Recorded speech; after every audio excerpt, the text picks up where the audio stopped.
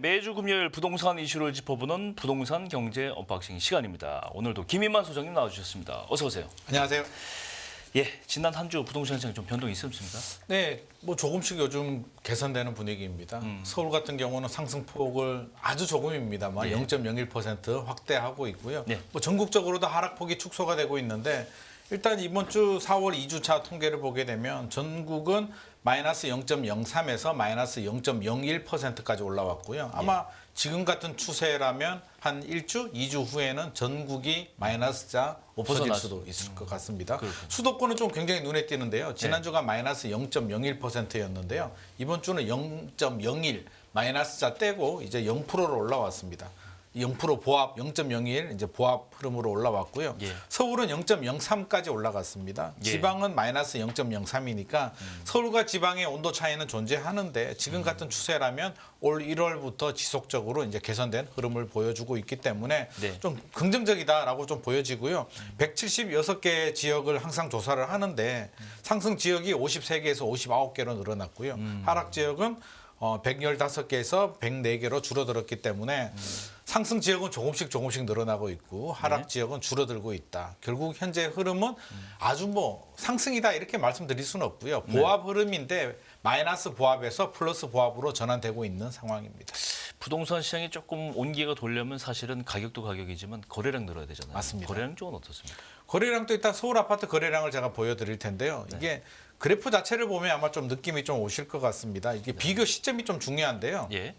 작년 8월, 7월, 8월이 거래량이 3,600건, 3,800건 정도 나왔습니다. 네. 월 거래량이. 그러다가 추석 지나고 줄어들어 가지고요. 11월에는 1,800건까지 또 내려왔습니다. 내려왔는데 1월 지나고 다시 조금씩 회복이 돼서 일단 3월 지금 내용을 보게 되면 이 정도 한 2,800건 정도까지 올라왔는데 아직 시간이 좀 남아 있잖아요. 네. 그래서 지금 같은 분위기라면 3,000건을 넘을 것 같고 2월은 살짝 줄어든 것처럼 보이는데 사실은 줄어든 게 아니고요.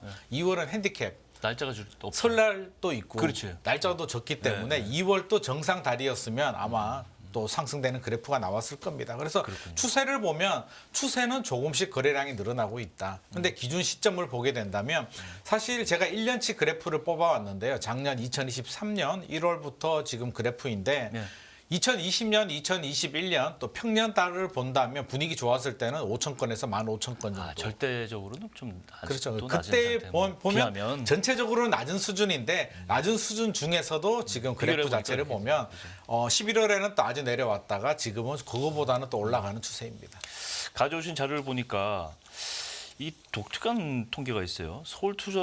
서울에 이제 아파트를 사는 그 매수 주체가 외지인들이 좀 늘어나고 있다. 네네. 이런 게 있는데 어디가 주로 많이 외지인들이 와서 투자를 합니까? 그럼? 원래 서울은 또 외지인들이 좀 많이 들어오긴 합니다. 예, 이게 서울처럼 거주용이 아니라 사놓는 거잖아요. 그죠? 그렇죠. 네. 일단 투자 목적이 강합니다. 똘똘한 한채 현상이 있고요. 이게 시장이 불안할수록 서울 선호 현상은 더 강해집니다. 서울은 살아남지 않을까? 아마 도쿄의 학습 효과도 좀 있는 것 같습니다. 그런 거죠. 잃어버린 장기 침체가 간다면 그래도 도쿄는 살아남았는데 서울도 살아남을 지방은 거야. 좀 많이 피해를 좀 맞습니다. 그럼 장기적으로 인구 감소를 생각하더라도 서울은 입주 물량도 부족하고요. 공급이 부족하고 인구는 또 밀집도가 높기 때문에 예. 서울을 선호하는데 저는 결과를 보고 좀 의외라는 생각이 들었는데요. 네. 노은 거 아닐까라는 생각을 했습니다. 저는 좀 저렴하니까. 좀 저렴하니까. 근데 결과를 열어보니까 관악구가 1위를 했습니다. 관악구가 34.1%. 예. 관악구의 1년간 거래량 중에 네. 34.1%인 424건이 이제 거래가 됐는데 왜 관악구일까 생각을 해보니까 3분의 1이나 몰렸어요, 관악구에? 맞습니다. 관악구 거래의 3분의 1이 외지인인데요. 예. 생각을 해보면 관악구에 뭐가 있냐면 가격은 좀 저렴합니다. 가격은 좀 저렴한데 지하철 2호선이 다닙니다. 네. 강남과 광화문, 그렇죠. 여의도 뭐 이렇게 출퇴근이 충분히 가능한 서울대입구부터 시작해서 뭐 맞습니다. 공성 뭐 이렇게 쭉. 가능하고 대학교들도 2호선 라인을 따라서 관악구면 서울대가 있고요. 2호선 라인에 뭐 연세대, 이화여대 이화여대, 뭐 이렇게 쭉 뭐 연결이 되기 그러네요. 때문에 예, 예. 자녀분들이 이제 대학교에 좀 괜찮은 아. 대학교에 가시는 분들이 네. 겸사겸사해서 투자하시는 분들도 있고 네. 또 강남 접근성도 좋기 때문에 그러네요. 강남에 출퇴근해야 되는데 강남 집값이 너무 비싸니까 또 관악구에 또 관심 가지는 분들도 네. 있고 또 여러 가지 경우들이 있어서 관악구가 1위를 했고요. 예. 전체적으로도 비중이 높습니다. 강동구는 28.1%고요. 네. 마포구는 27.6%, 우리 강남은 25% 정도 되니까 기본적으로 서울은 4건 중에 한 건은 외지인들이 지금 투자하고 있다. 그렇게 보시면 될 것 같습니다. 그렇군요. 수도권 쪽에 보면 이제 과거에 이제 김광규 배우가 네. 나와서 자기 인천 송도 국대 맞습니다. 그뭐 좋다가 또 나빴다가 또 얘기 많이 하는데 맞습니다. 요새 신고가로 나왔다고. 이거 GTX 호재입니까 이거? 이게 저도 좀 뉴스를 보고 좀 살펴봤거든요. 이게 가보셨어요? 진짜 신고가가 3주 전에 가봤습니다. 네. 그러니까 제가 왜 살펴봤냐면 3주 전에 제가 현장에 가서 이제 3주 전에 어떨 때냐면 착공식 했을 때입니다. 대통령이 와서 예. GTX-B 착공식을 해가지고 분위기가 어떨까 싶어서 임장을 가보니까 의외로 좀 조용했거든요. 현장 분위기는 그렇게 들떠지 않고 조용했는데 지금 뉴스 나온 거 보면 뭐 신고가가 나왔다라고 해서 이게 무슨 일인가 싶어서 체크를 해봤는데 이런 뉴스가 나올 때는 우리가 반드시 좀 팩트 체크를 좀 해봐야 됩니다. 뉴스를 다 믿으면 안 되는데요. 왜냐하면 이 아파트 같은 경우에 전용 면적 116제곱미터, 우리 공급 면적으로 46평 아파트인데 예. 뉴스는 그렇게 나왔습니다. 작년 4월이 10억 7천만 원이었는데 최근에 12억 5천만 원 거래가 됐다. 거의 한 2억 정도 올랐다. 1억 8천, 2억 정도 올랐다라고 하는데 속 내용을 살펴보니까 그렇지는 않았습니다. 왜 그렇지가 않았냐면 2022년 4월에 최고 가격이 13억 6천만 원까지 올랐었고요. 가격이 떨어지죠. 2023년 2월에 10억 3,500만 원까지 떨어졌다가 조금씩 회복을 해서 10억 5천만 원, 또 작년 11월은 10억 8,500만 원 또 거래가 됐습니다. 예. 그러니까 뉴스가 중요한 시점만 두 개를 딱 찍어서 비교를 해버리니까 1억 8천 정도 올랐는 거. 그 예. 과정을 보면 예. 훨씬 더 많이 올랐다가 내려왔다가 내려왔다가 다시 조금 올라가는 회복되는. 추세인데 이게 뭐 GTX 때문이다 이렇게 말하는 건 좀 어폐가 있을 것 같아서 제가 이 말씀을 드리는 이유는 이런 뉴스가 나왔을 때 흥분하지 말고 반드시 실거래의 내용을 보면서 좀 팩트 체크를 할 필요가 있을 것 같습니다. 기사는 어떨 때는 보면 기사는 기사예요. 맞습니다. 통계를 또 보니까 내 집 마련을 이제 할 때 네. 우선순위라는 게 있잖아요. 그렇죠. 과거에는 역세권이었는데 이제 좀 바뀌었다. 뭘로 바뀌었습니까? 최근에 부동산 알리리사에서 이제 설문조사를 했습니다. 한 5,046명을 대상으로 아파트를 살 때, 주택을 살 때 어떤 기준에서 사느냐, 선호되는 요소가 뭐냐라고 조사를 했는데 예. 저는 당연히 교통이라고 생각을 했거든요. 역세권 당연히 저도. 중요하지라고 했는데 이 조사 결과를 보게 되면 학교, 교육 환경이 29.73%로 1위를 차지했고요. 예. 그 다음에 교통, 그 다음 주거 쾌적성, 편의시설 이런 순서대로 나왔습니다. 교육이 상당히 없네요. 정답이 없는데 뭐 저는 아직도 저 개인적인 생각은 저는 역세권이 여전히 중요하다고 생각을 하고요. 역세권, 학교, 편의시설, 쾌적성 순입니다. 오히려 쾌적성 같은 경우는 이제 설문조사하고 실제는 좀 다를 수는 있는데 예. 쾌적하면 좋잖아요. 산도 보이고 공원도 그렇죠. 있고 좋은데 우리 우스갯소리로 공기 좋은 곳이 집값하고 반비례한다는 말이 있습니다. 그래서 판교 신도시 생각나시나요? 판교가 동판교가 있고 서판교가 있거든요. 예. 판교 신도시 분양할 때 굉장히 이슈가 됐던 부분이 예. 동판교는 신분당선 역세권에 학교와 편의시설이 좋고요. 그렇죠. 서판교는 쾌적성이 좋습니다. 쾌적성이 산도 있고. 있고 맞아요. 골프장도 기억납니다. 있고. 예. 그때 굉장히 논란이 됐고 과연 뭐가 좋을까라고 했는데 뚜껑을 딱 열어보니까 동판교의 완승이었습니다. 그렇군요. 역세권과 편의시설이 중요하기 때문에 그냥 생각 같아서는 쾌적성이 중요해 보이지만 실제로는 역세권 굉장히 중요하고요. 물론 교육도 중요합니다. 그리고 또 조사 결과 중에 하나가 이제 아파트 자체만 본다면 뭐가 중요하냐라고 나왔는데 예. 브랜드가 가장 중요하게 나왔고요. 그래요. 네, 브랜드가 1위였고 조경과 커뮤니티 시설이 2위, 단지 규모가 3위, 그다음 평면 구조가 4위가 나왔는데 제 생각은 뭐 브랜드 중요한 거는 맞습니다만 브랜드 다음으로는 세대 수도 좀 중요합니다.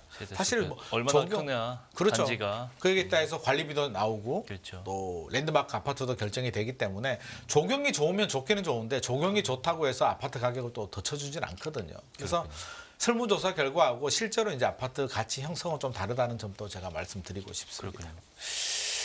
자, 이제 총선이 끝났어요. 네네. 지난주에 나오셨을 때 이제 총선 앞두고 이제 총선 공약이 어떻게 부동산 시장에 영향을 미칠 것인가 말씀을 하셨는데 결과를 일단 감안했을 때 네. 앞으로 부동산 시장 어떤 영향이 좀 있겠습니까? 일단 뭐 야당이 과반을 차지했습니다. 총선 같은 경우는 두 가지 포인트가 있었는데요. 예. 과반을 어느 당이 차지하느냐, 그리고 개헌 지지선을 뛰어넘느냐가 이제 두 가지 포인트인데 과반을 차지했는데 또 개헌 지지선을 넘지는 못했습니다. 예. 야당이. 그렇게 본다면 생각해 보면 21대 국회하고 똑같습니다. 뭐 크게 바뀐 건 없죠. 그냥 상황이. 사실 의석수가 뭐 조금 늘어났다 줄었다는 크게 중요하지 않습니다. 어차피 과반이 21대 국회도 과반이었기 때문에 저는 그대로 연장선 정도다. 그러면 정부가 어떤 발표를 하고 법 개정 부분에 대해서는 서로 일치되는 부분, 뭐 전세 사기라든지 이런 부분에 대해서는 협치가 가능하겠으나 정부가 풀어주는 부분에 대해서 뭐 여러 가지가 있잖아요. 그래요. 3년 유예라든지 네, 취득세 중과라든지 시장에 자극을 줄 수 있는 특히 이제 문제가 되는 게 공시가격 폐지를 대통령이 말씀하셨는데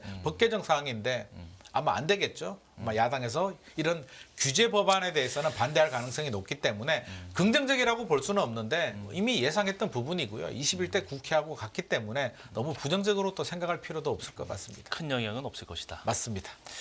근데 이게 이슈가 돼요. 총선 기간에 이제 공약으로 네. 세종 국회 이전 맞습니다. 이게 나왔어요. 근데 이게 여당 야당 공통 공약이에요, 사실은. 공통입니다. 이제 맞습니다. 시기의 문제가 남았을 뿐인데 네. 이게 금방 옮길 수 있는 게 아니잖아요. 시간 오래 걸릴 시간 것 오래 같습니다. 걸리죠. 네네. 그리고 이게 한편에서는 또 반대 의견도 있어요. 또 서울 민심 또 생각을 그렇죠. 해야 되는데. 만약에 이전하게 된다면 네. 세종과 서울 부동산 시장에 어떤 영향이 좀 있을까요? 일단 2020년으로 저는 기억을 하는데요. 아마 그 당시 이제 그때는 여당이었죠. 민주당이 예. 이제 이전을 이야기를 했을 때 원내대표가 이야기했을 때 세종시 집값이 난리가 났습니다. 난리 났죠. 그때 최고 상승을 기록할 정도로 지금도 그 부작용을 사실은 겪고 있거든요. 그때 너무 많이 올랐기 거품 때문에 빼느라고 지금. 거품 빼느라고 지금도 고생하고 있는데 그때 거품이 생겼을 때 세종시 여론은 그랬습니다. 우리가 이제 서울처럼 된다.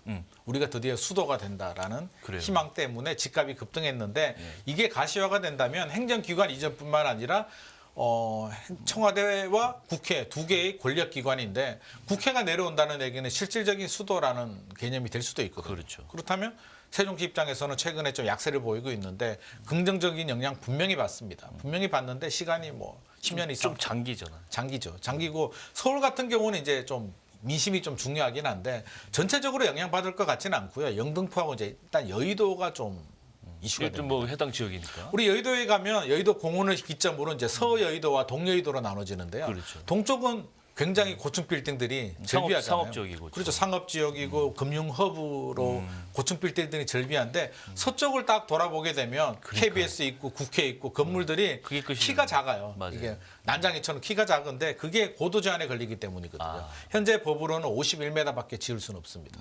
그래서 서울시에서 170m 이상으로 짓겠다라고 했는데 국회 반대로 무산이 됐거든요. 그래서 국회 이전이 되면 고층 올라가겠네요. 고층으로 올라갈 수 있다는 희망 때문에 약간 맨하탄식으로. 그렇죠. 그래서 지금 또 집주인들이나 아니면 건물을 가지고 있는 분들 또 상가를 가지고 있는 분들이 일부 매물을 회수하는 경우들도 지금 발생하고 있습니다. 물론 시간은 오래 걸리기 때문에 흥분할 필요는 없는데 만약 이전이 된다면 아마 서여의도 쪽은 또 고층 개발 호재에 또 들썩일 수도 있을 것 같습니다. 근데 아까 말씀하셨지만 시간 또 오래 걸리고 이게 수도 이전은 또 이게 위헌 문제도 걸려 제가 보기엔 있거든요. 10년 내로 만약에 고층 빌딩 올라가면 뭐 10년 이내로 못 가지 않을까요?